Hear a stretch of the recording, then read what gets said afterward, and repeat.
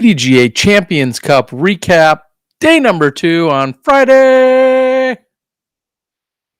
Hey guys and gals, ladies and gentlemen, everybody else in between, and then some. Terry Miller, the disc golf guy, here for a day 2 recap of the 2022 PDGA Champions Cup presented by Bushnell. Gonna do a few things to get us started. Oh, wow, look at that next level graphics. First and foremost, I need to double check that everything is live, working, and ready to go. Ryan Pilcher, you win the prize I don't have to offer, which is telling me hello. And hopefully you can then tell me if everything sounds all right and is ready to go. I'm going to have to do a few things over on the YouTubes and double check that we are all set to go. If so, we'll get started. I'll get started. We'll do all those things. All right. So I apologize. Give me a moment. I'm a one-man operation here. And I want to make sure that we are all good to go. As I'm clicking buttons and stuff. Danielle says, hey, Terry, let's go, disc golf guy. Shane says, happy Easter, everyone. Look and sound good. Appreciate it. Terry, thank you. Sounds and looks good. Bag of dead squirrels. Okay. Hey, Ron Converse. Hope you're doing well. Hello from Maine. All right. Well, you guys continue to do that. I'm just going to go out here and add a few things. Disc golf podcast. No, that's not what we are. We're in a recap. I don't know where recaps are. I'm gonna put it in the correct playlist. I don't know where that is. I don't got time for that. Give me, though, please, just a few moments. I'll also put the link out there. If you could share the link, I don't know, smash the like button. I think all YouTubers at some point are obligated to say that. Smash the like button. Don't smash the like button. That's weird. But I am going to go out there and I'm going to actually put the get shareable link. I'm going to put that on the Facebooks. I don't know if I take this to Reddit. Okay, so I'm live. So I apologize. You guys are all sitting around waiting, watching me do internet things. Let's see if we can get this up and rolling. Thumbnails. Oh my gosh, there's so much to do that. And some of this honestly can't get done until after I've started the post or started the broadcast. All right, here we go. Folks, welcome. Real quick, some of you are brand new. I've graciously and humbly gained quite a few subscribers over the last 6 months, year as well. Large in part thanks to memorial coverage and a bunch of other footage that I've put out. If you're new here, you may or may not realize sometimes I go to big events and then on any given night or sometimes multiple nights, I'll then jump on here, share some thoughts and insight with you from what's going on from the week from on the ground. And it is nothing like regular disc golf coverage. So I understand some of you guys may be looking for footage. I'm sure there's a ton of post-production out there. Of course, Disc Golf Network was live, of which I was part of. So there's PDGAs putting out stuff, Ace Run, Gatekeeper, GK, Joe Mez. All of your favorite people are putting out live disc golf. So, or not live, putting out disc golf. This does not, I won't be showing shots. I don't have shots to show you. So I'm just going to be talking about things and hopefully answering questions and having kind of a conversation with you guys for everything that's been going on. Okay. So bear with me. I do love to pay attention to the chat board as best as I can. And hopefully we'll have a dedicated question section, or if there's anything you need me to address at that point. I do want to thank my unofficial non-sponsor of this evening's show, my friends over at Founders and Backwoods Bastard. Oh, yeah. That is my beverage of choice. Aged in oak bourbon barrels. Scotch. I'm a big Scotch Ale fan. And I know I had a great conversation the other day with our friends over there at Gatekeeper. They have had a relationship with Founders, and I said, I don't like to get in on anyone else's sponsorships, but that is literally the one beverage I seek out. And I would love to talk to our friends at Founders. So with that, it's a Friday night. Cheers to all of you. We'll see how that goes. All right. So, and if you're into spoilers or you're worried about what's going to happen, also not the place to be. I'm going to talk about things that happened yesterday, and I'm going to talk about things that happened today. So if you're a person that's all about spoilers, again, I'm not the right place to be at this moment. So let's get into it. If I click this button, hopefully we're going to take a look at some FPO scores and details over the last couple of days. And there you have it. Let's see if I can pull this up and take a look. Of course, out in front, as many of you saw, she followed up her 3-under round yesterday with a 5-under round today. Only had the single bogey on hole number 11, and which is kind of interesting because that was ultimately, I think, a putt that was just low, and that's not that difficult of a hole. There's a lot more holes out there. I would anticipate a bogey to come from besides hole 11, but regardless, that was her one blemish. That's Kristen Tatar, of course. The one blemish that came in line of Paige Pierce is on hole 1, and she made a significant charge today. What I think is really interesting, just right off the bat, looking at the scorecards, look at how different their front 9s were, or front 10 in this case. Just very, very different in that Kristen picked up birdies, got 4 out of 6 of them on holes 3 through 8. And at that point, Paige had only picked up 8, 9, and 10. I think Holly Finley also had picked up a turkey in there around that area, 7, 8, 9. So very different in how they went about it. Paige, I think what's really interesting is Paige struggling on hole 1. Now, I didn't see her play it today, but yesterday, if we just click on round 1, yesterday she opened up the major with a triple bogey. And that, first of all, has to be a little bit disheartening. So much excitement, so much anticipation. And then you come out and she just kept hitting trees everywhere and really had an incredibly rough start. If you look at her first 6 holes, in fact, just the one birdie yesterday, and then what is that, 5 over par strokes.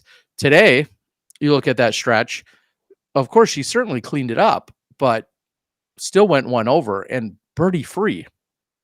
There is an area of opportunity, needless to say, for Paige Pierce in that stretch. If you look down, and I think this is always a great indicator, is you look down and see, well, is it a tough stretch for everyone? And you see there's not a ton of birdies that are happening on the front outside of Kristen there. There's just not a ton of them. There's a lot of, I don't know if that's peach. I don't want to call that orange. But a lot of peach that takes place there, and just a few birdies, namely on 4. And then birdies really start coming together in that stretch of like 7, 8, 9, 10 area. You see I don't want to call it the ease of 8, but yeah, relatively speaking, the ease of 8, you see a lot of birdies get picked up. And then obviously you see throughout the middle section of the back, again, to borrow a term from Philo, those holes are a little bit more stingy. Melody really got it together. She kind of struggled today, but then finished super strong when you're looking at going 3 down in the last 5 holes. Hole 18 is clearly a must get. I mean, look at all of the birdies that were taking place on 18. Most of the field, more than half of the field, taking birdies on 18. That was round 2. Let's take a look at round 1. We saw a couple eagles. Heck, we saw three eagles, and then a ton of birdies on 18. We saw a lot of bogeys and such on hole number 1, if we go back and look over there as well. So why does that all matter? Well, clearly, if you think about things like momentum, you'd have to say that how you open the round and how you close the round, it's so significant. And fair or not, it's crazy. All of us do this. You always, if you miss the cash, you miss first place at a tournament, you miss a winning league, you always think, oh gosh, those just last 2 putts. It's like, no, you missed putts on holes 1, 3, 7, 8, and 9, but you always think about those last couple. So for me, looking at hole 18 in particular, knowing that it's a relatively easy get, at least for birdie. In the back of your head, you might be thinking about your birdie, but you have to be realizing that, hey, the rest of the field is playing this one relatively easy as well. So I always say, I like to look ahead to how the tournament's going to finish out. Obviously, it's always finishing on hole 18, but you want to see what people are doing. And just what they've done doesn't necessarily mean, it doesn't indicate what they're going to do in the future, obviously. But it gives you a good idea. Hole 18 plays relatively easy on the FPO side. So just keep that in mind. You're trailing. You can't be thinking, oh, well, I'm going to pick up one on 18, or I'm going to pick up 2 on 18 or anything like that. You probably can't be thinking that way. And I'll use another really good example. I look at hole 18 at the Toboggan, a hole I do not love for the FPO division for this exact reason. It's almost always a 3. In fact, it's never been anything but a 3 for in terms of the best score. In all the years that has been played, that hole has never been birdied by the FPO division at the Toboggan, hole 18 in its current Great Lakes Open format. That to me says they need a different tee. You need to back up the tee a little bit, or you need to make it shorter. But the tee where it is does not generate good scoring opportunity and make things any more exciting. Now you could say, well, yeah, but they just need to hold on, and par's a good score. Well, it is, but you'd love to have somebody with legitimate birdie chance, and I think that tee needs to be a little bit shorter. So when I think back to the Great Lakes Open last year, spoiler, Kristen Tatar won that. And where'd she win it? She won it on hole 17 because she got the advantage over Pierce on 17. 18 was a wash, and the tournament was then essentially over. So look ahead, think about hole 18, at least on the FPO side. I do want to jump on there quickly. I think I saw a comment come in, asked about if there was a cut. And Ryan has asked that. I asked that the other day in the, I think on our podcast on Smashbox on Tuesday, because I genuinely didn't know. I didn't hear of one, and there isn't one. I wish there was one. I always wish there was one when it comes to a 4-day event or a 4-round event. I'd love to see one, but there is not a cut for this event. Good, bad, indifferent, more bang for your buck, whatever the case is. There's not a cut for this weekend. And bang for your buck. I'll come back to that in a little bit. All right. So what can we take? Well, we can take away today that Paige Pierce had no problem charging. She came out again, a little bit flat at first, and then put it together on the back half, picking up 5 birdies in the last 10 holes. Valerie Mondahano, somewhat similar, picked up 5 birdies in the last 11 holes. Holly Finley eventually got things going a little bit. She was off to a little bit of a rough start. Kona Panis picked up all her birdies from holes 7 on. So those are things you want to think about, that where birdies are picked up. Generally, people are scoring here in the back is what it looks like. I don't know if there's a lot I can take away from that. Kristen played solid. I mean, we can drill down. I don't know how familiar you are with UDisc. Thank you to UDisc, because I'm referencing everything here. Just incredible. It's got everything you could possibly want. What this tells me when I'm looking at Kristen is nothing too crazy or exciting. In some way, it may say that's fine. That's great. Would she have loved to make an extra putt or two? Sure. But everything she made was from inside the circle, and she had an all-around solid round. That's really all there is to it. You see also where she was doing some work on the back.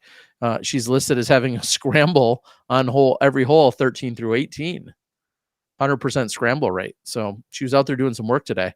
Paige Pierce, contrast that with her. You see the 76-foot throw in. So from way out in circle 3, so to speak, which isn't a thing, and a long circle 2 putt from her on 17 from 38 feet. And that was just to save a par. Haley King just didn't seem to get much going today. She was really kind of like Holly, was really struggling to find some consistency, a couple birdies, a couple bogeys. She was kind of just smattering them all in there. Alexis, nothing crazy, just getting it done. Overall, decent round at even. So not much more to say on that. I think some of the big other storylines that we saw today was that Evelina, unfortunately, she just absolutely smashed on the disc nonstop and was incredible off the tee. I mean, almost every hole I felt like she had either the longest throw or was in the best possible position. If we go to her stats, we can drill down a little bit more. Holy cow, look at this tie for 8th for starters. You look at Evelina, and did she lead the entire field? That's where I was going with this. She led the entire field in strokes gained from tee to green. 7.24 were her overall strokes gained from tee to green. And then where she lost them was all in the putting, the C1X and the just putting overall. That's where she gave everything back up. If you look at her numbers there, the dark blue means you lead the division. The bright peach or orangish means that you were leading in the other way. Unfortunately, I cannot say enough about how good she was driving, but we just saw a lot of those putting woes that unfortunately she struggled with this year, and that's obviously no slight to her, but it's the reality, and it has to be talked about for the simple fact that that's why she's not winning the tournament, is simply due to some those short range putts. There was more than once today, I think of hole number 12, where you're watching her and she was putting for eagle, and she got a really unfortunate break. Her putt for eagle hit the basket from 30-ish feet and then rolled all the way back to 30 feet. So she had roughly the same putt. Actually, it was a little bit longer, but man, just, she was in position for a birdie on 7, and that I think she turned into a bogey, and it just nonstop. Her drives were so incredible throughout the day. Couldn't get it done putting. 9,300 feet this course is, which is incredible. One thing I always find interesting is to see what holes played the toughest. And if you look at them relative, you sort them by average, and what looks like maybe no real surprise, our easiest holes relative to par, hole 2 and hole 16. Hole 2 played at 2.98. Hole 16 played at an even 3. Toughest hole out there, no surprise, maybe either hole 12 and hole 8 were your two toughest holes out there. You see hole 18 had a ton of birdies. I'm an idiot. Here's why. Correction. Hole 18 and hole 8. There we go. I was just looking at straight average. Relative to par, thank you. Hole 18 played as the easiest. That makes way more sense. Hole 8 played as the second easiest because of being a par 5 there, I think. And hole 2 still up in the mix. And then on the toughest side, holes 17 and 1. And we saw how rough some people started on hole 1. 6, 11, and 13 all went birdieless on the day. 6, 11, and 13 and 1 all went birdieless. Hole 4, hole 1 is a very tough get as a par 4. Yeah. So those are all some interesting scores. 18 and 8, 17 and 1. Let's see what round 1 looked like. 18 and 8, 13 and 1, with 17 being the 4th most difficult. So pretty consistent over the 2 days. One more back to the scores. So lead card tomorrow. Kristen Tatar, that 8 under. Paige Pierce with her 4 under, making a huge charge today. Haley King maintained and finished strong to get to remain on the lead card, and Alexis will bump up onto the lead card. Here we go. These cool little arrows and numbers next to them will tell you how many positions a player moved. I don't know if you can see that real well on screen. Kristen moved up 2. She was in a tie for 3rd. Paige moved up 9 spots. Haley King fell from 1st into her 3rd.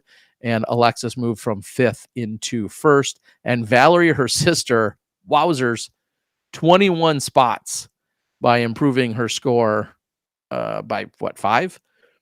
21 spots she moved up. Owen Scoggins, another big mover on the day as well. So, and then naturally, one of your other top players in the world that you would expect to be up there and talking in the conversation, you have to look at where you find, where do I find Katrina Allen? Oh, there she is. Tied for 19th. A good finish on 18 as expected, but overall kind of a rough go at it today, shooting +3. She actually dropped 8 more spots from 11th down into tied for 19th. So there's that. I don't know what you guys make of that. That's what we saw out there on the FPO side. I'm excited to see how it's going to shake out. No surprise, we saw we saw Paige today making a charge. And I say maybe no surprise about Kat too. You would expect that after they both had tough opening rounds, one or both of them would bounce back strong. Today it was Paige. If Kat did, nobody would have been surprised to see that either. Kat could have the 2 next hottest rounds over the next 2 rounds. That wouldn't surprise you either. And next thing you know, she's right in that conversation come Sunday.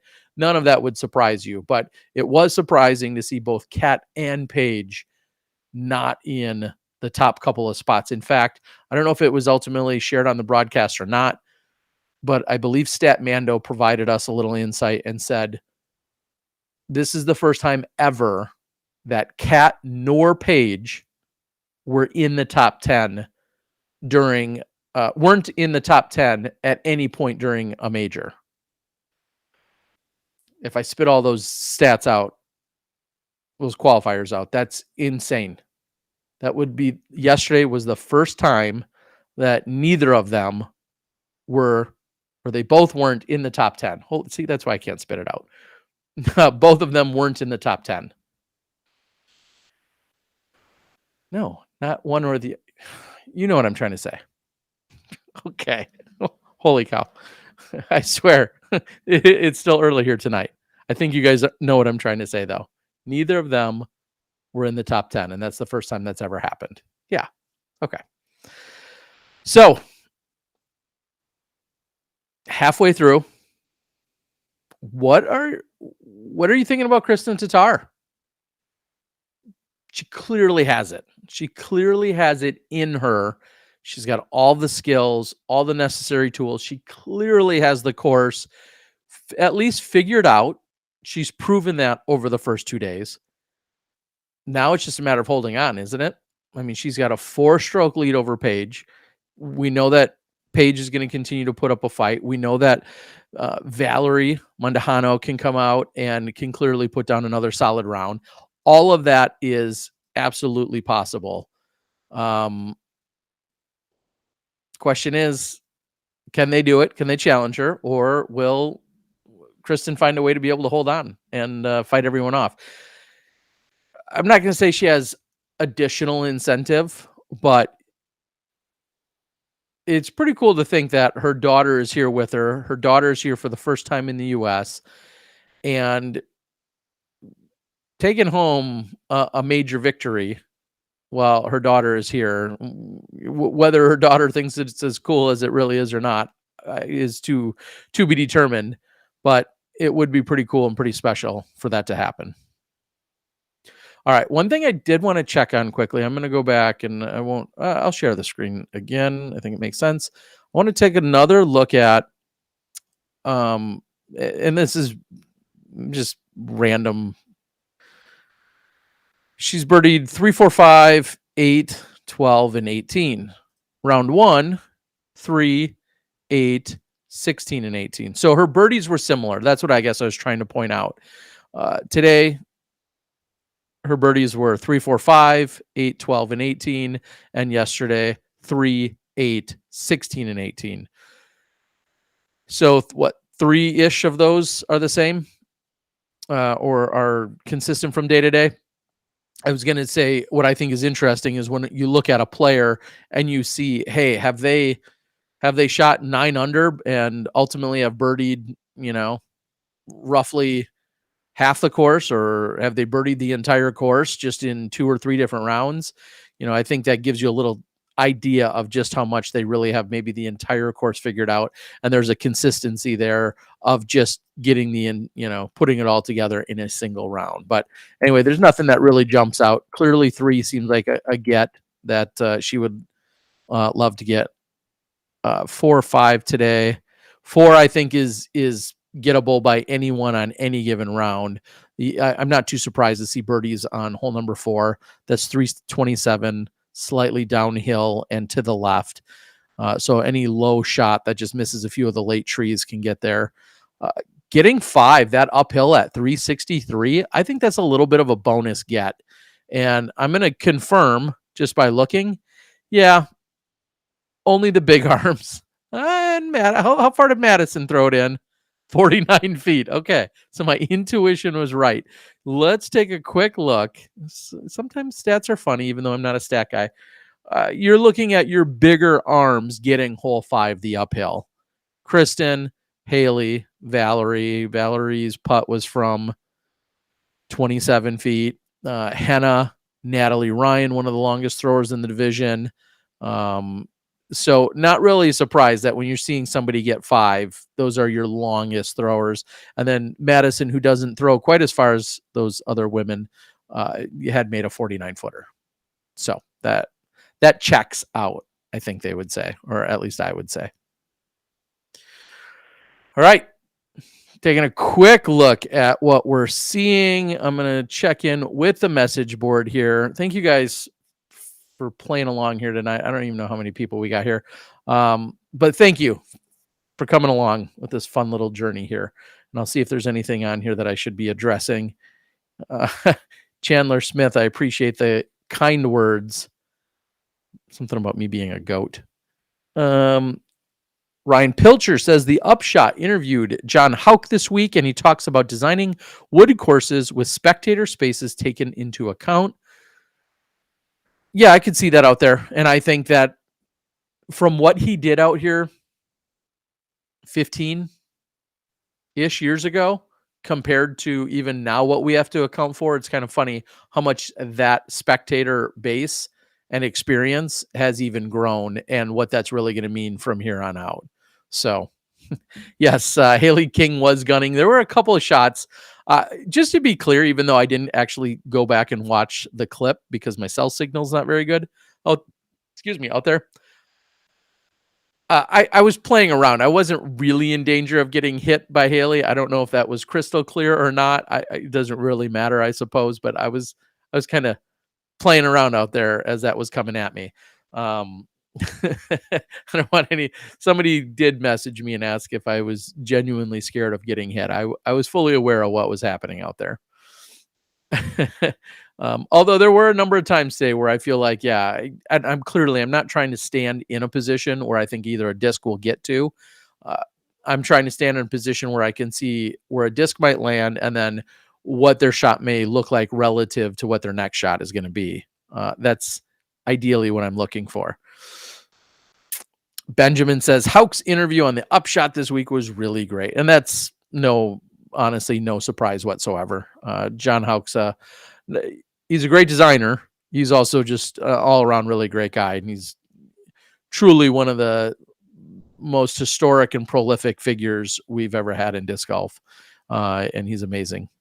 What does Double G jerky goes best with your beer of choice? I'm not real good at pairing stuff, meaning I eat jalapenos with everything. And I guess that would go hand in hand with I would eat hot boom sauce jerky with really anything and everything. And just like if I'd have a beverage of any kind, hot boom sauce goes with that. Although I think somebody would say if you were going to mix them, they'd probably say go with like the teriyaki with this. This is certainly a sweeter beverage.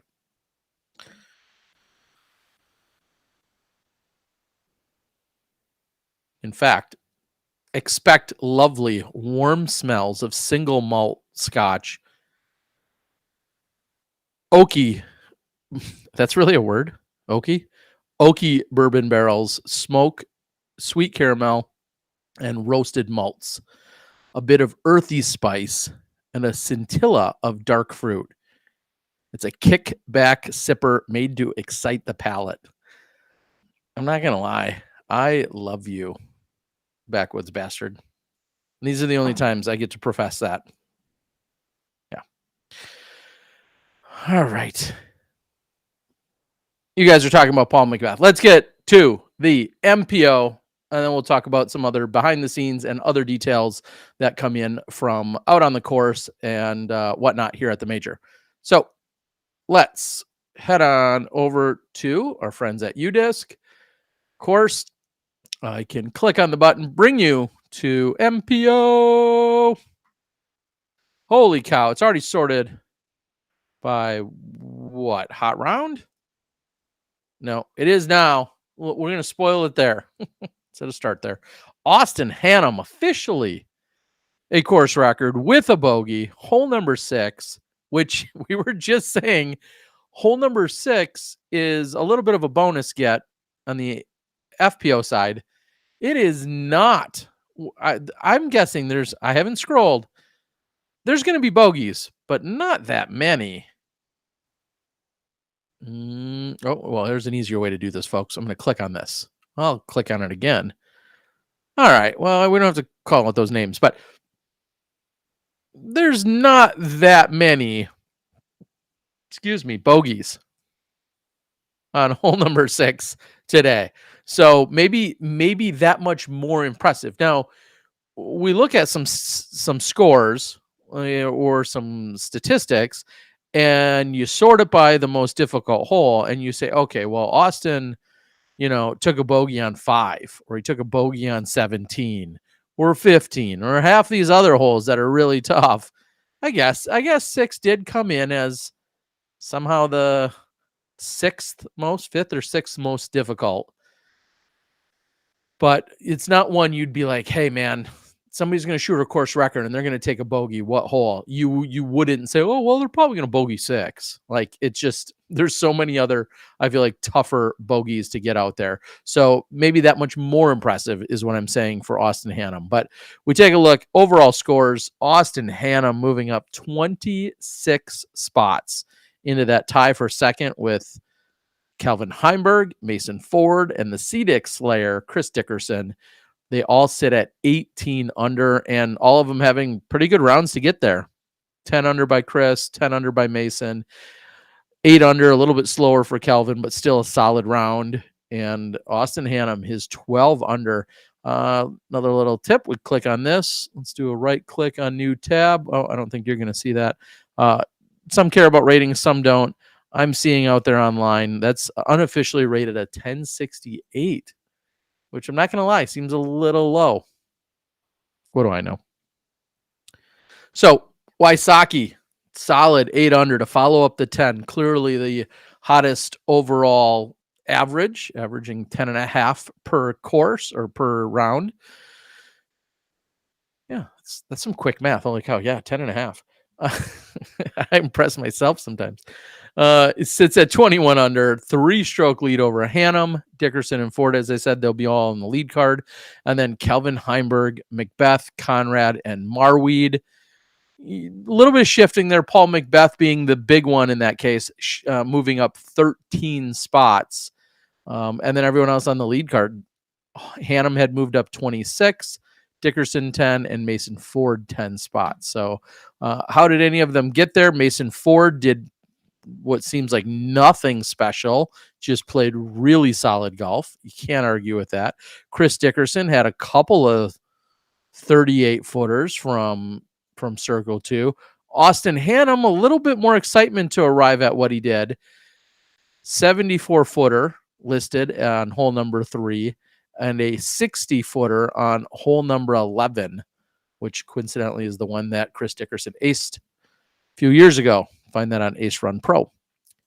Heimberg had the 80-foot throw-in on 5. Paul Macbeth saved everything for the back, and I honestly didn't even know any of this happened from these distances. This is ridiculous. I saw him on hole number 14. He drove hole 14. I was walking into the clubhouse. I had to get something, and him and the rest of his card were just passing by. And I said, "How's it going?" He said, "Oh, better, getting it going," or something. That was on the tee of 14, which he went on to birdie. He had just taken a par on 13 moments earlier. And then clearly, unreal. 70-footer on 14, 49-footer on 16, and 101 feet he's listed at for the eagle on 18. Seriously? I mean, because I have to give him a hard time. Paul, if you weren't on like the 19th card, more people would have probably seen that. Holy cow. Insane.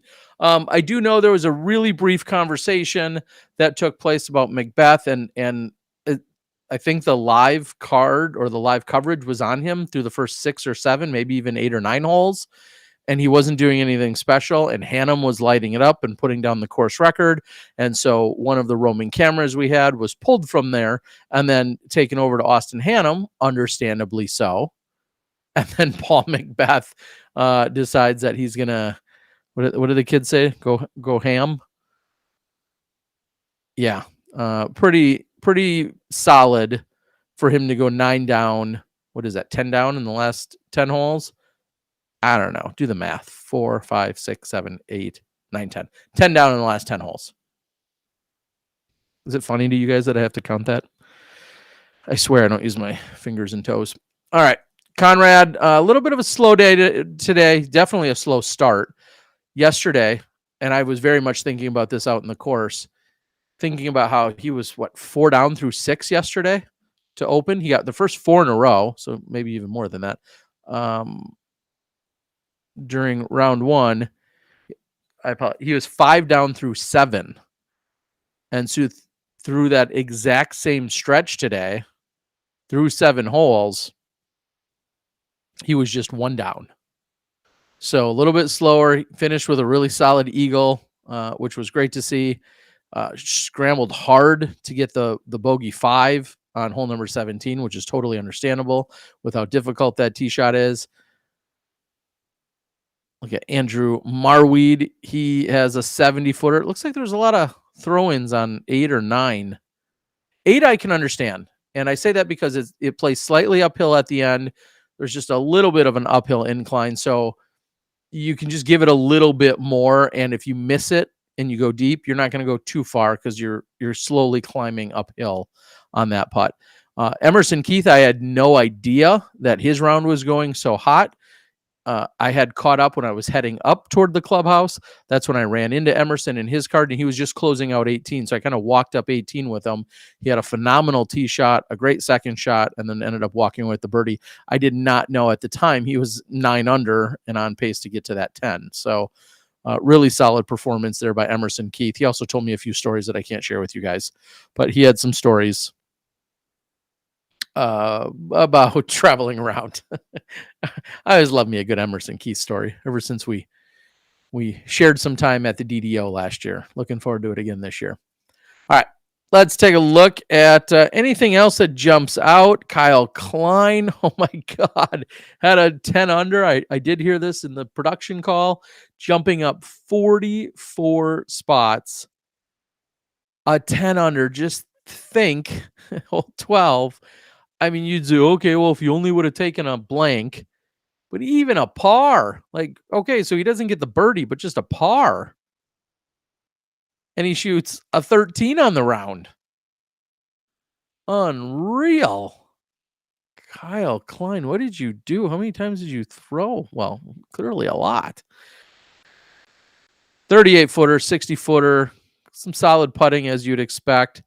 90% C1X putting, and then 43% from C2. So, yeah, doing some work out there. Can I officially, I know you're not watching UDisc, but Matt, Josh, crew, if you ever do, I'd love to be able to sort by the movers by the Nico arrows, as they're called. I'd love to be able to sort by that. I can sort by everything else on the screen.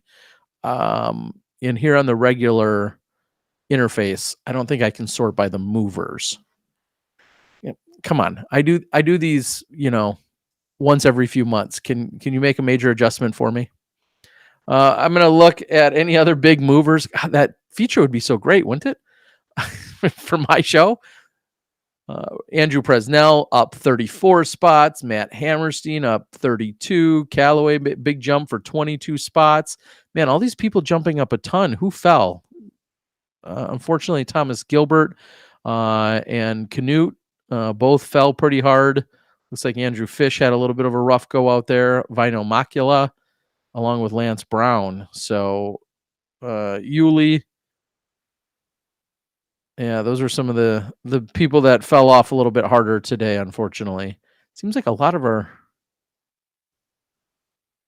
I don't know. I'm not in the business of statistical analysis. I just read random things. Who's registered for who's already exempt for USDGC? Quite a few people. So that's another neat feature here. For as little as I care about stats, I ultimately use this to help kind of steer the ship during these shows, these recaps, because they do show you a lot of information, and UDisc has it all. I don't know where we'd be without them. This is not an ad for UDisc, but they are incredible, and it's got everything you need right there. Course stats, I think we already took a look at them, but your toughest holes were 5 and 17, along with 15. Yep, no surprises there relative to par. Your easiest holes, again, 18 and 14, with 10 coming in right behind that. 10 and 16 are essentially tied. Oh, this is always a fun one. Your longest throw-in of the day, got 200 or 121 footer. Oh, come on, let's figure out who that was. We can click here. Cole Radalin for a 5. What? He had a 121 foot throw in for the 5. Something sounds crazy about that. That's only 327 feet for the 5. Cole. I saw Cole out on the course today. I didn't know that, but I'm gonna now have to ask him about that. And then you guys are saying out on the board, as I've now checked back with that briefly.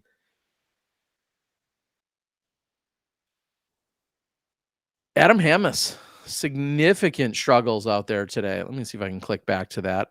Adam Hamis, and the only reason why we say anything is because this is where Adam had the big breakout putting performance. I'd known about Adam. He'd played in tournaments I ran when he was like shorter than me still a few years ago, when he was an advanced player, but really, really shocking by the world. And I'm sure to Adam about the struggles he's had out here this weekend. And I don't know if there's any more story to it or not, but yeah, Adam just not getting it done. Made zero putts from C2. If you were a betting man like I am, I would have bet you at least a 4-pack of Backwoods Bastards that he would not have 0 as his C2 putting percentage. That's insane. Let's see if, unfortunately, if it was some of that yesterday as well. Like me a little Control F. What I mean. And a colorful scorecard yesterday when he struggled to shoot +1. His C2 putting was 75%, and he had what did he make? 3 of them. So he made 3 from C2 yesterday and 0 today. So something, unfortunately for Adam, something not clicking for him, and he is 100% out of this major. Man, Cole just had 2 blow-up holes today as I'm scrolling down, seeing the 9 and the 5. Working 5 to 9 and 9 to 5. Ouch. 9 and 5 equals hole 14. I don't know. I'm not a math guy. So I gotta think about what hole 14. Eesh. Yeah. What? I don't even think I want to drill down. That's. And then I look at two players that are tied. Look at Luke Sampson and Randon Lada. Completely opposite days that arrive at a 2 under. That's incredible. That's absolutely incredible. Luke had 3 birdies and a bogey, and Randon 1, 2, 4, 6, 7, 8, 8 birdies, 5, a 6, a 4. He had everything from a 2 to a 6 out there today, but shot a 2 under. Yeah, it's golf is funny that way, and how we arrive at some of those scores. So, big thanks, of course, UDisc. Like I said, they do not in any way. I don't even know if they endorse or suggest that I bring things up here, but that's what they're there for. They're an incredible tool. So I appreciate that. Eagle's story today, someone is asking. I'm not sure, but it looked like he started to finally put things together. It looked like he started out pretty slow. What did he shoot? Just 2 down yesterday, if I recall. And then today came back with an 8 under. So that's why he's at 10 overall. Yeah, it looks like he started out really hot, actually. Started out 5 under through the first 6. I saw him on hole 8. It wasn't pretty. It looks like he ended up getting up and down and taking the par there. That was the one time I saw him out there today. Picked up a couple birdies, and then in really leaving something to the field by taking a bogey on hole number 18. You think about someone like Eagle with a distinct advantage to possibly close out his round / tournament with an eagle or at least a birdie. So the fact that he closed out today with a bogey, I think it's fair to say that we'd all be somewhat surprised by that. All right, let's take a look at some of the other stuff that's going on out there that you guys are sharing with me. Thank you for joining us. It's a Friday night. Don't you people have anything better to do? What is it? It's 10:20 Eastern time. 9:20 Central, and whatever that is, 7:20 out on the West Coast. I appreciate you guys.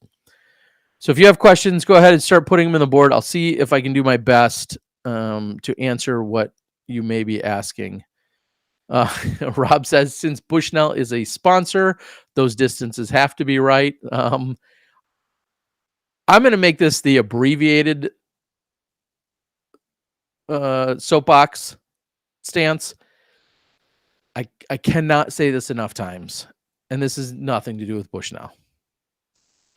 I don't care what device you're using. I don't even care if you're using a device. For the 100th time, I'm going to say I'm so sick of people exceeding 30 seconds. And no, I know I'm not referring. I didn't see or even thinking about Nico. There are a lot of players that exceed 30 seconds. There's just simply a lot of them. I saw at least 3 of them today, and I'm not even talking about the main card I was following. Just so much. And I get it. If you're in a tough lie, you're in a tough spot. Once in a while, you get a little grace and da. I'm talking about people that are habitually slow and exceed 30 seconds with damn near every throw. And they're probably a dozen. If we really thought about it, in MPO, there are minimum now, I'm going to up it, minimum of a dozen people that exceed 30 seconds more than 5 times around when they shouldn't. Well, you never technically should, but specifically when they're not necessarily in a tight spot or in a goofy spot or whatever. It's so, and I don't know why. I do know why I care, because I'm sitting out there watching, and I just feel bad for everyone else on the card. Maybe I know I'm a really, really, really fast player the few times I play, but it's a rules thing. It's not personal. A lot of these people that are doing it, I like. Just 30 seconds. And so I got off on this tangent for a moment, because that includes your Bushnelling, which is now a verb. That includes your range finding. For God's sakes, people, range find when it's not your turn, and then do a little subtraction. You see player C or D is off in the rough, you know you're going to be up in 1 or 2 throws, get somewhat near your spot, or in fact, stand 50 feet behind your spot and subtract. It's so easy.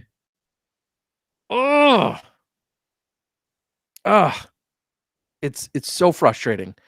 Yeah, and will we see people? Will we see officials? Will we see card mates start to call it any more or less? I don't know. I can't say to that, but I would sure love for just it to speed along. And range finding is just one tiny component of it, honestly. Although I do think a lot of people seem to forget, hey, when I use my rangefinder, and it's my turn to throw, they seem to forget that's all part of the process. To range find, to put it away, to grab your disc, to then get ready, just inherently, even if you're a relatively fast player, that's still a lot to do in 30 seconds. Ugh.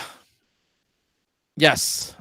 Mark, I looks like I'm going to share this with some of you guys, since I don't know if it's been announced, so you guys can let me know if it's been talked about at all during the broadcast.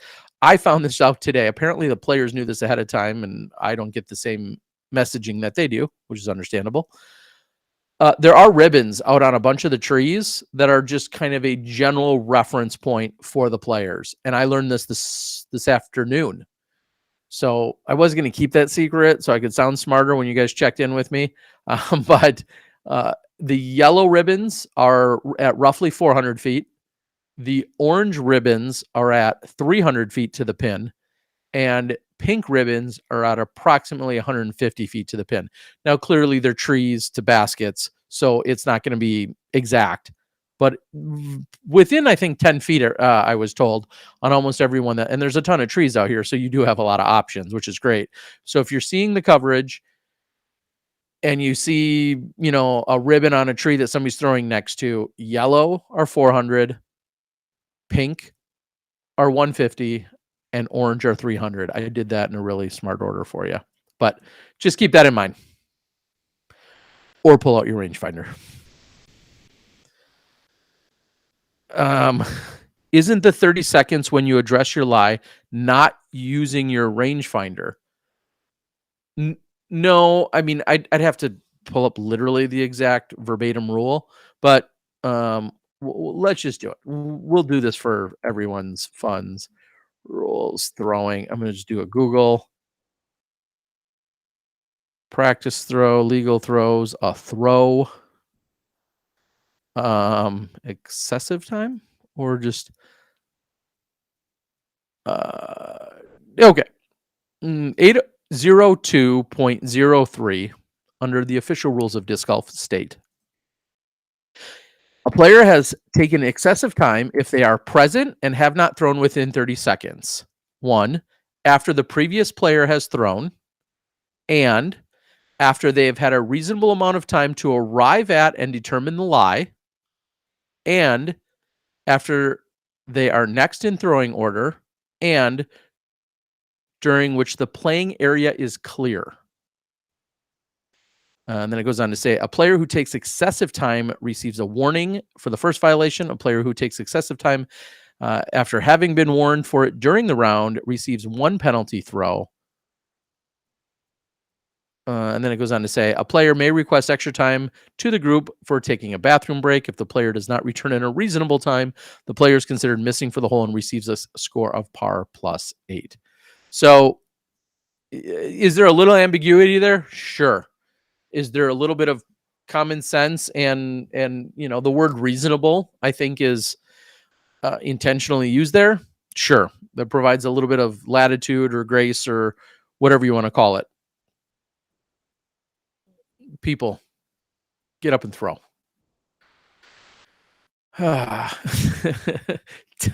Terry, the slow people piss me off guy. I cannot say this enough times, and I'll repeat it for maybe the 100th time. You want to use 29.99, or heck, you want to use 30 seconds, 30.00 seconds on every single throw for your entire round. I will hug you and shake your hand and caddy for you and say the nicest things in the world. I'm good with that. Use all 30 seconds, every single ounce of 30 seconds. It's when you exceed it, that's when I'm going to get very frustrated and upset. And I guess I'm just a random fan, enthusiast, media guy. My opinion holds no more than the next guy. I'm just venting. It's a personal issue. And I hate seeing it habitually broken. And you probably hate habitually hearing me hear about it every single time I get in front of a mic or a camera, but I hate it. And I feel like it's getting worse and not getting better. And maybe that's why it continues to irk me so much. All right. When does the clock start is the tricky part. I kind of just read that. Ban the rangefinders. No, I don't think you need to do that. We've had this evolution, and let's face it, technology has gotten us to a point where banning them is, if you really want to be sneaky about it, it's impossible, because somebody could load GPS coordinates into their watch or their phone, and they could have things preloaded and have apps and all this other stuff. I understand we didn't have them forever. They were banned forever, and then they've been made allowed in the last few years. I'm good with them existing. I just hate when they use them, and I feel bad talking about all this, considering I love Bushnell. I love Michael and the guys that work there, and what they're bringing to the sport, and how incredible the tool and the resource is. That is a Bushnell rangefinder, Bushnell Sport, whatever. Pick one up from the discgolfguy.com, shop.thediscgolfguy. Like, I'm good with all of that. It just, I want you to use them within your time frame. It's the same way I feel about any of our equipment. Just use it within your time frame. Why they don't get penalized? Because nobody wants to call it. That's largely why. There's so rarely do people actually want to call that infraction or that warning on anyone else, because it always creates this awkwardness, and I think there's a little fear of, I don't want to say retaliation, but it's like anytime a rule gets called that's somewhat, subjective, people then worry like, well, the next time if I'm crawling around in the bush and I don't throw exactly within 30 seconds, are they going to call me on it?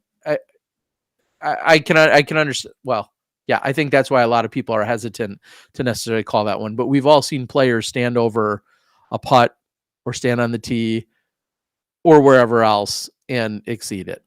All right. I swear I have to stop talking about it. All right. I think you were one of the original course marshals, more than average fan. I was one of the original, when the PDGA created the Marshall program.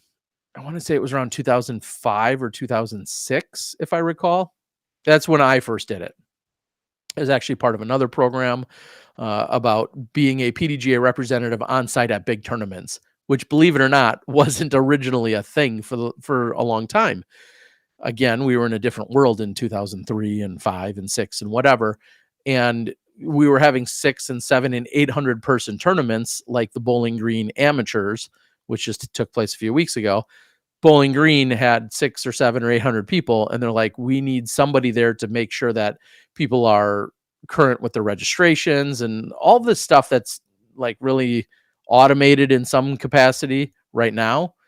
But I was an official PDGA representative for a few of our largest scale tournaments, including the 2005 AM Worlds that Paul Ulibarri, James Conrad, Paul Macbeth, and others were at in 2005 in Flagstaff, Arizona.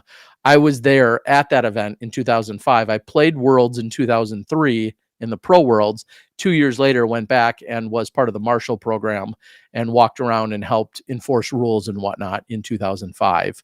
So, yeah, it's we've come a long way to now where, we're talking about officials every 3 holes or 6 holes or with every card or whatever. We've come a long way. Nick says, I just want to say thanks for the live stream. This is awesome. I appreciate you, Nick.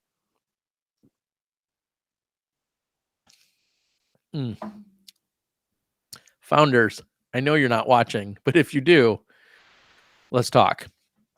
Any updates regarding Macbeth's elbow? The only thing I can say about that is, he had an opportunity to throw one, I feel like, on 14 yesterday. I remember thinking, is he gonna go to a forehand? That seems logical. And I think he still went with a backhand on maybe his second shot or third.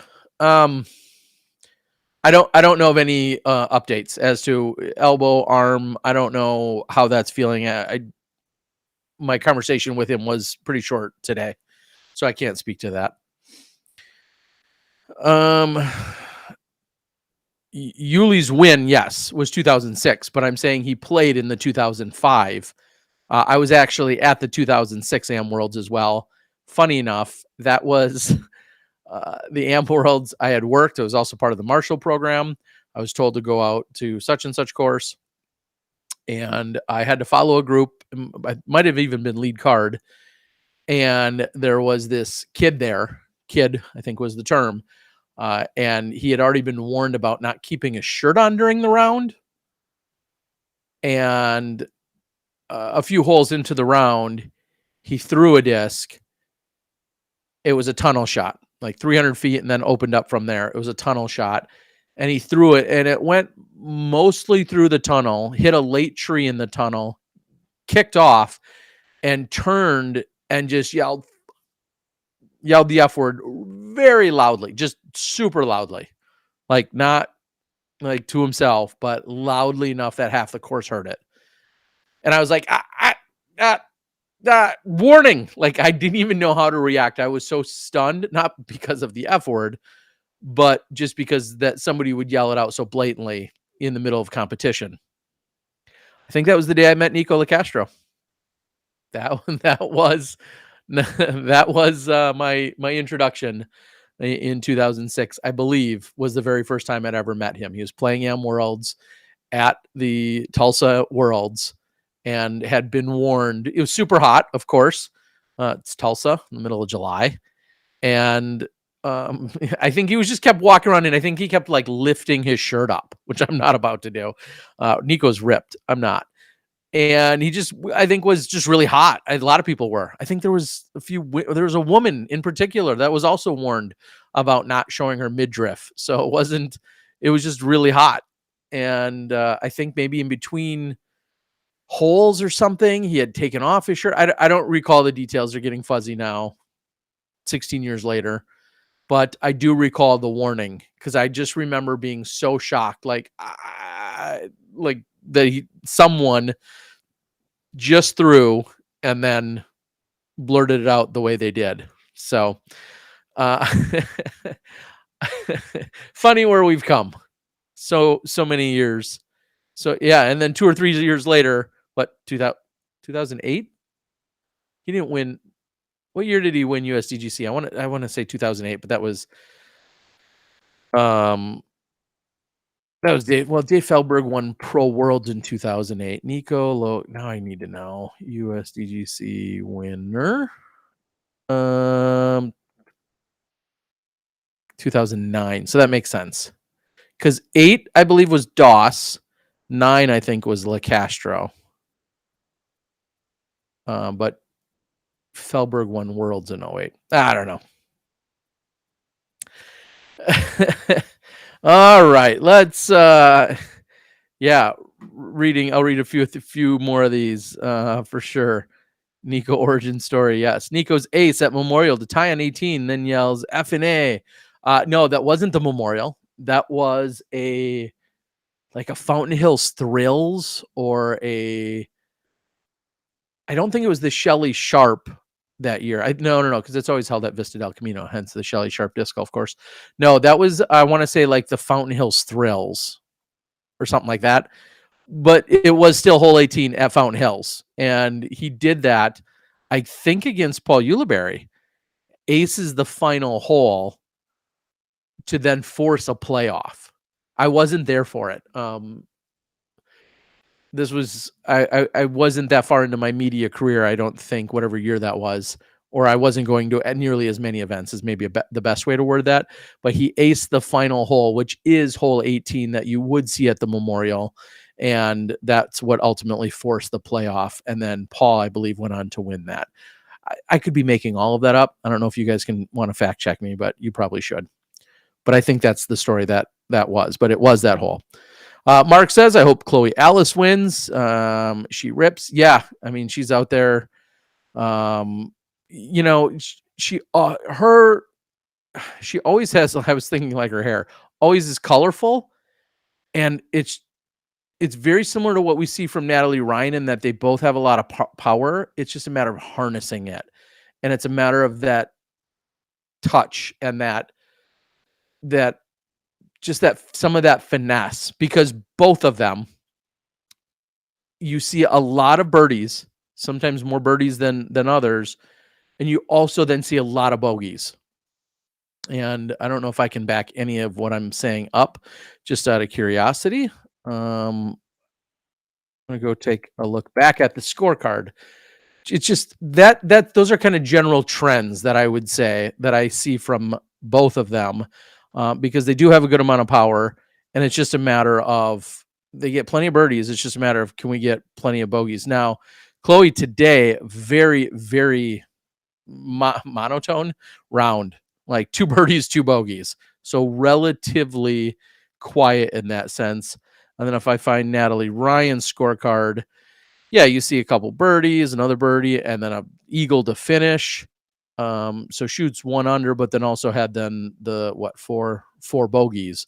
So 5 birdie strokes or 5 under par strokes, 4 bogeys. We take a look. We go back to yesterday, see how that compares. Chloe, again, somewhat of a colorful scorecard. An eagle on hole number 8. A couple other birdies out there, but then a number of bogeys. And I think we see the same from Natalie. Yeah. So it's to me, it's a matter of both of them are newer to the division and newer to the scene. And I think that just comes with any player that has to figure out their consistency. Cat Merch today, what did she do? I feel like she can be streaky on any given weekend. Sarah Holcomb, not really getting things done, and struggling a little bit. Hold number 12 came out to bite her. It looks like, I think that was today. Okay. So, all right, let's take a look. I love the course knowledge and the history of the sport you add to the broadcast. You seem to have an encyclopedic, that's a word, memory of previous tournaments. What course do you feel you know the most?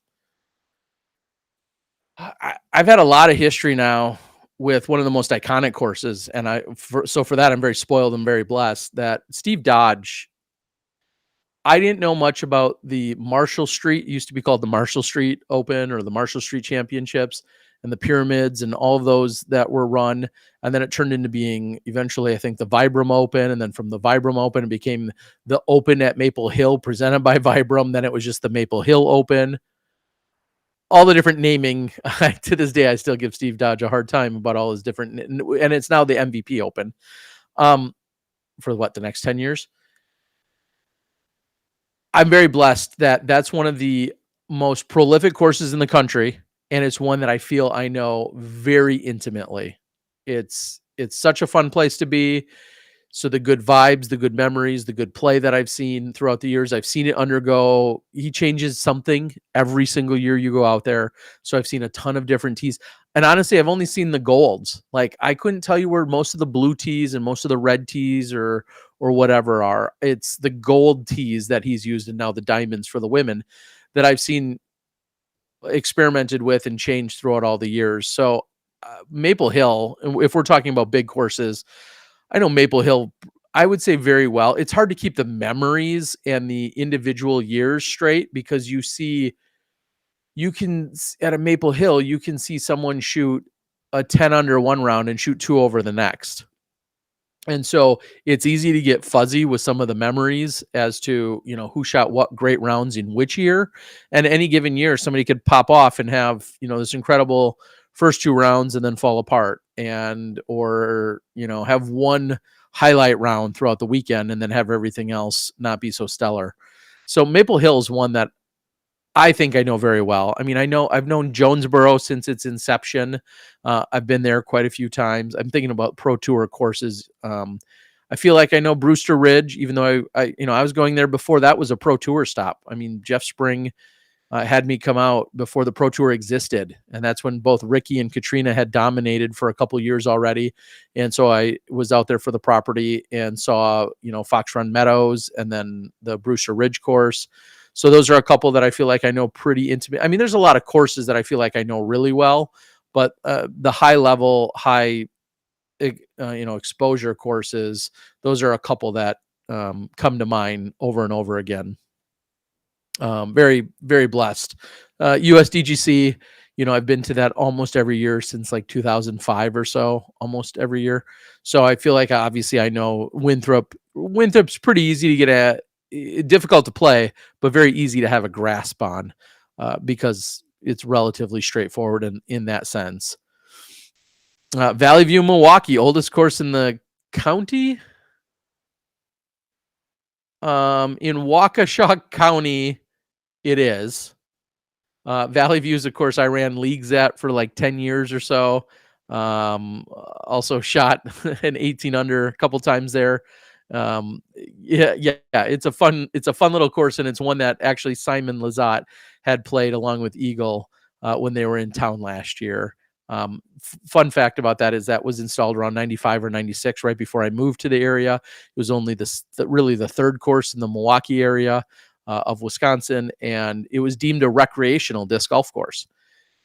And that meant Steady Ed Hedrick, the inventor of disc golf, as we know, had come out to the Valley View property in New Berlin, Wisconsin, a southwestern suburb of Milwaukee, and he declared no holes could be over 300 feet.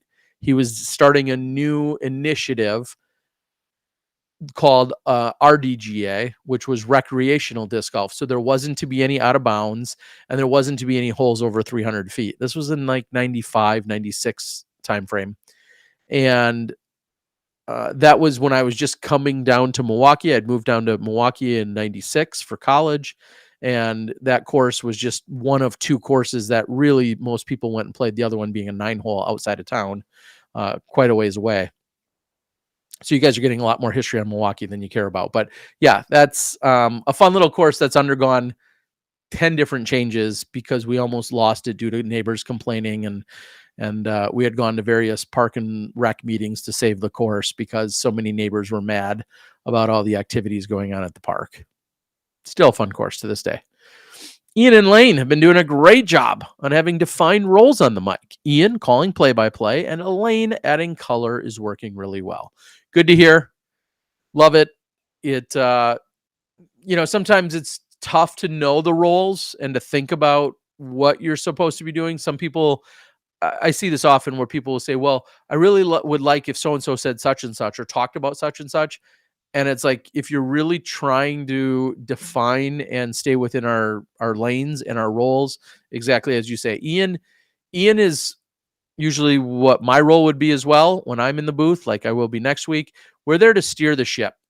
We're there to take you to commercial, to bring you back, to reintroduce the show, to give you kind of the bland I don't want play-by-play to be bland, but the like straightforward stuff, the play-by-play, and hence the professional or the seasoned veteran or whomever we have, like an Elaine, like a Philo, like a Nate Doss, Val Jenkins.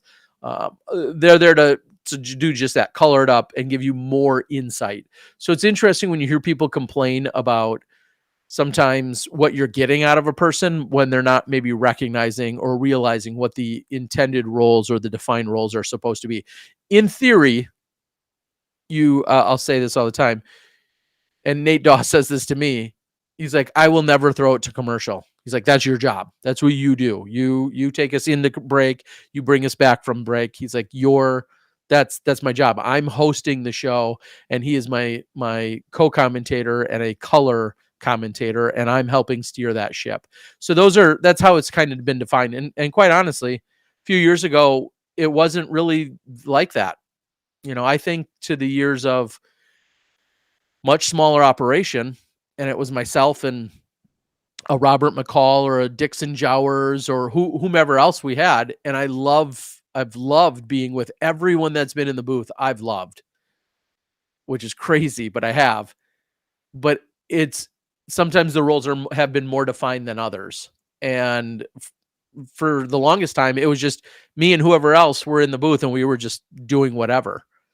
And now they're trying to be more and more specific with the roles in which we're doing things. So yeah, there's a little insight to that. Brewster Ridge and Fox Runner dreams to get to play someday. You certainly should, along with Maple. Yes, very much so. No Macbeth highlights on the highlights. What's up? Well, as I kind of alluded to earlier, he didn't make any highlights in the first 7 holes. Like, he should play better earlier, and we would have probably stayed with him. But he didn't. He started out just kind of meh. And I think there was a call within the production studio or the production control room as to, well, Austin Hannum was tearing it up. Hence, the roaming camera we had available went over to Austin Hannum to get his course record-setting play, and then Macbeth tore it up in the back. So yeah, I mean, I can say this because I know Paul, but yeah, play better earlier. That's what I would say to that. Brendan says, I really don't know how to feel about biological males competing in FPO. I support, but disagree. Also, they would all. Smoke me score-wise. All I'll say to that, and this has been my pretty consistent take on it, is right now the PDGA has rules and guidelines that are set up for anyone that's in that position of transgender. Position might not be the right word, but is in that process or has completed that process or whatever. And there's very specific rules and guidelines that must be adhered to. We currently follow the International Olympic Committee rules and guidelines as the PDGA. Those are followed. And I will vehemently say, I don't know any more than the Olympic Committee, International Olympic Committee. Some of you might, some of you might not. I understand plenty of people agree, plenty of people disagree. I get that as well. But what I will say, as my handy light went off, what I'll say to that is currently we have rules. Players that are faced with those rules abide and adhere to those rules. And that's all I can ask. That's what I can say to that. And I understand plenty of you disagree with it. I understand plenty of you agree with it. But right now, there's rules. The rules are being followed that are put forth. And that's all I can ask of any player to do is play by the rules. So that's what I'll say to that. All right. Dennis says, ridiculous that people might cut down Ian or Terry. The PBB is fantastic. I don't know what PBB is, but thanks. I mean, we all know this. If you dislike me, you're probably not sitting here watching. Maybe you are. I don't know. Just to feed your own troll account later. Everybody has their likes and dislikes. We understand that. I don't even need to go off on that tangent. Everybody has their likes and dislikes. You'll never please everyone, period. You just have to be you. And hopefully you're doing a good job by at least a minimum set of standards. I always say this, and I probably I don't know if I should get a hard time for it or not. Troy Aikman's laughing at everyone that is creating I hate Troy Aikman and I hate Joe Buck Facebook pages. They're laughing as they're cashing their $6 million a year checks. So it is what it is. Plenty of people dislike me. Plenty. I don't have all day for that list. You just got to keep doing what you do. They control you, Terry. I don't know who they is, but okay. Studies have shown that they retain advantage regardless of hormone treatment. Again, I'm not going to get into any of that discussion. In fact, we've been through that discussion. I understand everybody has their own opinion on it. Everybody does. All I can say is there's currently rules in place. If the rules are being followed, that's all I can ask for. If you disagree with the rules that are in place, then I would say have a conversation with the PDGA, have a conversation with the International Olympic Committee. I get all of that. Again, I'm not suggesting I know any more than the next person. I'm just saying that as long as the rules that are in place are being followed, that works for me. Mason is on the lead card tomorrow. Very excited for him. He's our local pro. Good to hear it, Daniel. Yeah, I mean, talk about an incredible year. Both him and Val have gotten off to a pretty great start. So it's awesome to see. And Alexis right there in the mix too, obviously, as she travels along with them and is on her own path and journey. Yeah, I guess we've already talked about that on the podcast, on the Smashbox podcast, with regard to, having kind of that mixed trailer, so to speak. Mason and Valerie used to be sponsored by Innova. Now they're both sponsored by Dynamic. And then seeing Alexis, who had also then split from her sponsor a few years ago to now be sponsored by Discraft. But I think Valerie put it best. She's like, none of that matters. And most of our players will tell you that none of that matters. That's why you see so many of our players can be best of friends, and they're out rafting and camping and hiking and doing a million other things together. They're all best of friends, and they throw different manufacturers. I think, honestly, that's awesome, and I hope that never changes. If millions of dollars get infused, like everybody, and millions of dollars and nitpicky this or that, things might, maybe. I'd hope not, but right now, everybody loves it. No, not you, Alexis. Munez. No, you're not. No, you're not sponsored, or in the top few people. Are you coming to Alasun and Sula this year? Funny enough, I spoke with Jostin today, and it's currently not on my schedule. I think I might be in the booth for the PCS Sula Open. And I got to say, maybe this goes without saying, if you ever get a chance to go to Norway, you absolutely need to. It is, somebody asked me recently what was the most beautiful country I visited, and I don't think I could even question it for a second that Norway is the answer to the most beautiful country that I've been to. I've been to about 5 or 6 other countries now. Norway definitely is the most beautiful. So I don't believe I'm not scheduled to go to that event. I think I'm scheduled, in fact, to be in the booth that weekend. Ian tells us 90% of the disc being thrown. That's amazing. Joe, that's funny you bring that up, because I've said this before. I love that Ian does it. I love that the viewers seemingly largely do like to know and want to know. Somebody said something to me about how I'm, so to speak, inferior because I don't. It's not because I'm lazy, which I don't think I am. And it's not because I couldn't. I intentionally don't. And some people might think that sounds crazy. I don't put the same stock or value in sharing that information, largely based on the fact that, first of all, you're not Haley King. So how her Firebird flies is not how probably it's going to fly for you. You're not Paul Macbeth. So how his force is going to fly is not how it's going to probably fly for you. And by the way, he has 4 forces in his bag, or 6 forces. Or he swapped that force out for yesterday, and that's a 5th run force from 7 years ago. So guess what? That's going to fly nothing like the force, maybe, that you just bought off the shelf this morning. That's, instead of an ESP force, is a Z crystal force. I understand where disc manufacturers and marketing are there to sell discs. I get it. I own more than 10,000 Frisbees.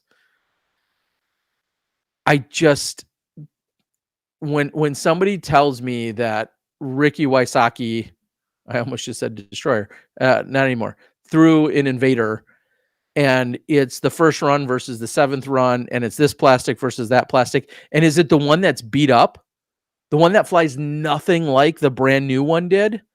Like, to me, those details are so less significant. And that's not to say I don't appreciate the knowledge being shared. And maybe somebody could say it doesn't matter what I think and it's what the public thinks, and that's fine. I think there's a valid argument there. You could say, well, it doesn't matter. You should still share it. I also do wonder sometimes the advertising that's then given. As a content producer myself, I have second thought that for years about like, well, why am I offering up? Why am I becoming a selling mouthpiece potentially for any given brand that may or may not be sponsoring or supporting my coverage? What if there's a brand that's never supported me in any way, shape, or form, and I am here giving out all of the information about all the frisbees that so-and-so is throwing with their... So those are all the internal things that go on in my head. They're not right. They're not wrong. They're just my thoughts. I don't begrudge Ian. I know not everybody. Lots of people love it, more love it than don't. So I get that. I've very much have felt pressure and have thought about it countless times as to how much I want to share about it. I'm a bigger fan of being a little bit more generic in the sense that that was a mid, that was a putter, that was a fairway. I just can't stress enough. I myself might have 4 rocks in my bag. They fly nothing like one another. So if I tell you, oh, that's my KC rock, what happens when that KC rock is 10 times more beat up than the DX Pro rock that I have? It frustrates me because I don't want to say what they're throwing is insignificant, because it is, but it's not. It's not, but it is. When you get form like those people, then, like, let's face it, 90% of the world, I'm going to say this, 90% of the world shouldn't be throwing a Firebird. Like, most players, unless it's like a specialty or utility shot, most players shouldn't be throwing a Firebird. I'll just use that one as a great example. Same with a triple X or a stiletto, whatever. Most people shouldn't be throwing that. But we all know at one point, 10-time and 11-time Firebirds and Sexton Firebirds are all the rage. I own hundreds of Sexton Firebirds, more for a collectible value. Yeah. All right. You guys are going to join me tomorrow night? This party may roll on. I'm going to start to think about wrapping it up here, because otherwise this could be 6 or 8 hours. I love all the extra tournaments you've been covering. Rounds. Thanks, Calvin. Yep. I love... Who doesn't love Calvin? Okay. Very, very, very tiny percentage of people apparently don't like Calvin. Okay. In my opinion, his numbers skew in his favor overall. He's doing well. The Masters had a unique feel to it. Even USDGC does a pretty good job for disc golf, but there isn't done enough to differentiate the tour stops and build the story. Okay, that's your opinion, Ray. I mean, the players here are excited. The course is in pristine condition. It's live. It's 4 rounds. The payout's insane. Oh, which I was going to touch on. I don't know what it's an inaugural year. So for that sense, it doesn't have a history to it.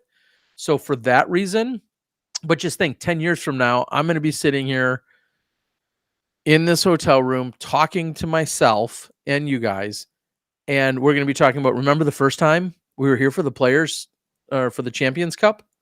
The Players Championship was here in 2011. Remember the Champions Cup? I mean, it's got to build its own history. So I hear you.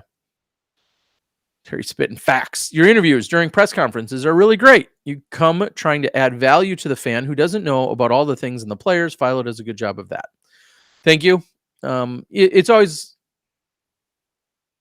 a little bit of a balance and a tough mix. Of course, I'm not trying to make the interview about me, but I do think of, like, for instance, Brian Graham. I have a history of meeting him in 1996. He's now in the Hall of Fame, and he's Augusta disc golf. And so my initial thought was, well, when I think of Brian, I think of my first day on Worlds with him in 1996. And I'm sure some people could roll their eyes and say, this, you're interviewing him. This isn't about you and your experience. And I understand that too.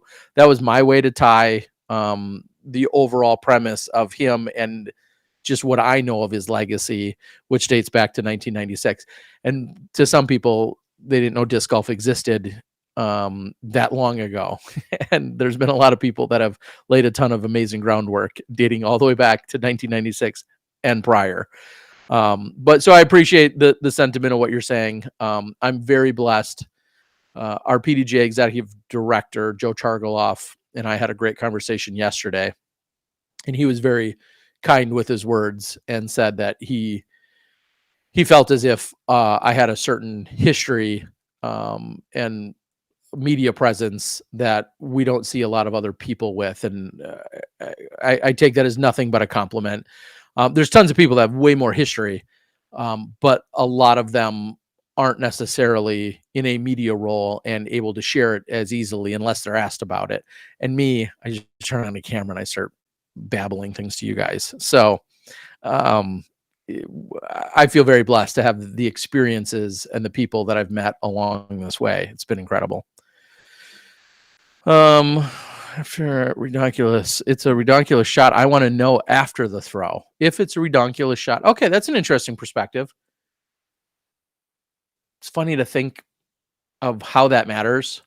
So if I parked a 400, well, you said redonkulous. I don't know what constitutes as redonkulous, but I thread the needle on hole 5 at this course all the way down the tunnel, 393 straight down the tunnel, 10, 12, 15 foot fairway, and it's piped all the way down the middle, lands 8 feet from the pin. That's when you want to know if it was a putter.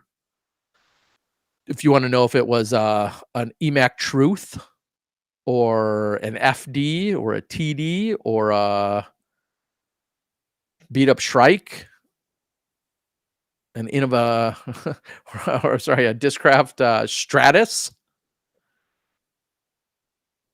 I mean, for God's sakes, Corey Ellis is throwing a roach today on shots that most people can't get their drivers to. So you could say, well, that's really impressive. I know what he's throwing. He's throwing a putter here. That's insane. But I also think that just proves that you're not on Corey's level. And I'm not trying to rip on people. I'm right there with you. But are you telling me, oh, hey, yeah, this next 450-foot tunnel shot, I'm going to try my roach because that's what Corey did on coverage? Again, it's about the overall principle of I don't buy into how much stock is put into the idea of, hey, this pro's throwing this disc. If I throw that disc, I'm going to get that result, because it's just not true. Like, let's face it. You can go out and get the nicest bowling ball in the world. You're not bowling 300. You can go get the nicest tennis racket in the world. You're not beating the Williams sisters. Like, it's still the thrower, so to speak. All right. I'd rather know the distance to the hole from the fairway over what they're throwing. And I gave you a little ribbon tip. Just the tip of the ribbon. I don't know if I'm going to be able to work it in, but Ian has said now a few times, because I hear him in my ear throughout the day, him and Philo and Elaine. He says that's a big ask. And that's a perfectly fine saying. I just keep thinking I need to somehow work into, that's a big ask throw. I don't know if I'm going to be able to work that in. And then what are the chances of me screwing it up? So I'll probably not be able to. All right. I sidearm a Firebird and a Stiletto. I do what I want, Terry. Well, you keep at it, Blue Boy. Do you do it well? Do they go over 200 feet? Do they go over 100 feet? And maybe you're an advanced player. That's why I said, 90%? 90% of the world shouldn't be throwing a Firebird, like a brand new Firebird, unless it's a utility shot or some absolute specialty shot. Certain distances. What's the Silver Cup coming to Manitowoc? I should be. I think it's in 22 years running, or 21 years running. So this would be 22. So Silver Cup is always hosted there. The question is, will it be a silver series, the Silver Cup? And the answer is no. But the Silver Cup, which used to be the Manitowoc in the Park, which is in 21 consecutive years of running, I believe is happening again this year. I played it for the first 15 years in a row. And then I did media. Hoping they return to Jackson. The only downside with Jackson is a little bit of the technical challenges, from a broadcast perspective, but the course itself, incredible. Once Kelvin started getting exposure on Jomez practice and GK Pro skins, he's got to be at that 99% approval rating. That sounds about right. Well, you are live. We have to thank you for my disc golf moment on YouTube, the 2016 Masters Cup. I have watched that one so many times. Yeah, and that was an incredible experience. That was a different world of YouTube videos. That was when, it was just a different world. So I'm glad you watched it. Ricky Wysocki, Macbeth, Barsby. I mean, come on. It's funny to look at that and to see that's one of my most viewed videos of all time. And to think about the production value there is still a fraction of even what we're putting out today. But that was some of my best work at the time in what we had put out. All right, a few more questions, and I'm going to wrap it up. And I'm going to say that like 9 times, so I really got to mean it one of these times. It's interesting to see what they make certain discs do rather than thinking I'll be able to do that. That's a good perspective. And again, I get it. A lot of people do like to know. I'm not ripping on Ian, and I'm not ripping on people for wanting to know. It just internally, I just think, I don't want to say how irrelevant it is, but I internally struggle with it. And maybe I just need to get over it. Does Ian give you a warning before calling your input, or are you always surprised? Quick behind the scenes on that. We've gone through like 22 different iterations of trying to make this as seamless and sound as good as possible. We are so close. And I mean so close to things all working and being repeatable. And you guys have all heard it. Some weekends are really good. Some weekends we've struggled. Usually it's technology and figuring out just the right technology. My analogy today was, I feel like my car's now, our car, this sideline reporting has been in the shop like 8 times. We've had the tires replaced. We've rebuilt the engine. We've replaced the transmission, whatever other car things. That's all I know. We've done all those things. But today, at one point, it feels like the simplest solution in the world that should be super easy to address. We ran out of gas. And what I mean by that is not that batteries weren't charged. Just my call to listen to Ian and Philo wasn't staying connected. So I'm on Verizon.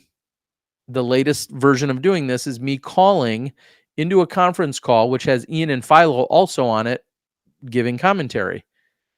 So I'm essentially listening live for 4 straight hours. And at one point, Ian will say, "Oh, Terry, that looked like that went out of bounds. Can you tell if it did?" And I hit a button, I pull up a different phone, and I hit a button, and it's hooked to this other stuff, and I unmute. I say, "Hey, actually, that's inbounds." Back to you guys.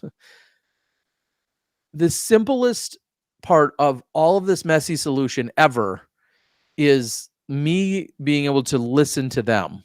That's all I have to do on one of the phones. Today, that didn't work. Just Verizon signal really is challenged in the woods there. And that's why there's a few times I'd be walking down a fairway, and I'm going to guess, because I don't know for sure, I'd be walking down hole 7's fairway, and Ian might have said, "Terry, is that a good shot, or is that out of bounds?" And I never even heard it because the conference call I was on just disconnected 10 seconds earlier. So I didn't even hear it be called out to me. That's last 2 weeks ago in Texas, we had a different challenge. That was a bigger one that we addressed. This week, it's just being on that one call. So it's no one's fault, clearly, other than we just need 1 million more cell towers. And I don't know. I think those give me 5G gives me. Okay. Yeah.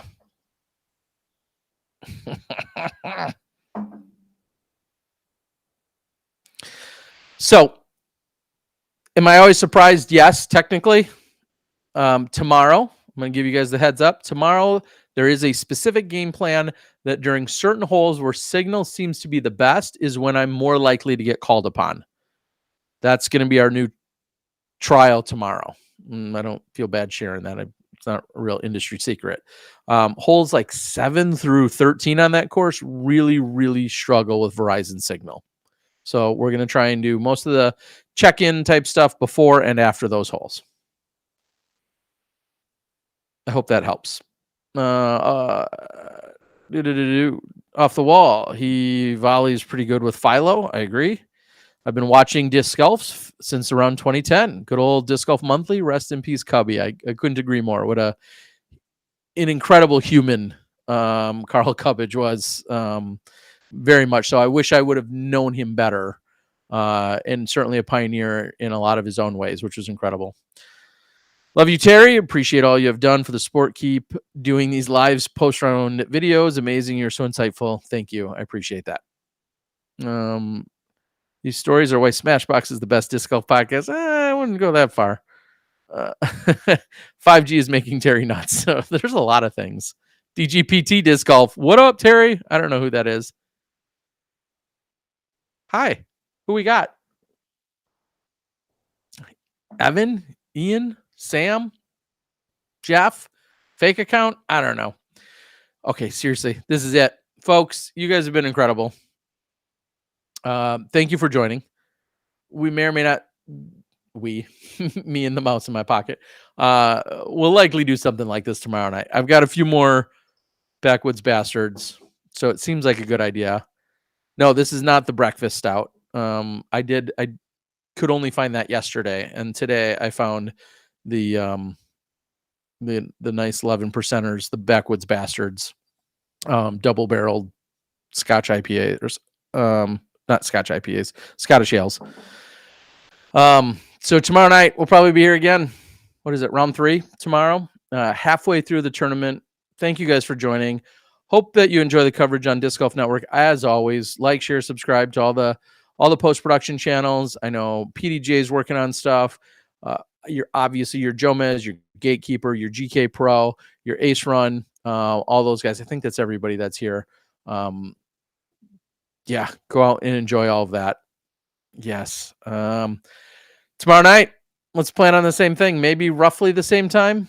I need 1 or 2 less things to set up. So hopefully maybe I'll come in a little bit earlier. If you've got questions, make sure you leave them with me. And also like, share, subscribe to my channel, do all that other stuff on my YouTube channel. I've got some other good sweet bonus stuff coming out in the next few weeks in terms of post-production. So I think I'm going to call it. I think if I click on this button, I'm going to lose you guys. And thank you so much. This has been the 2022 Champions Cup recap, Friday, day 2. All thanks to Bushnell. Founders, reach out. We'll talk. See you guys tomorrow.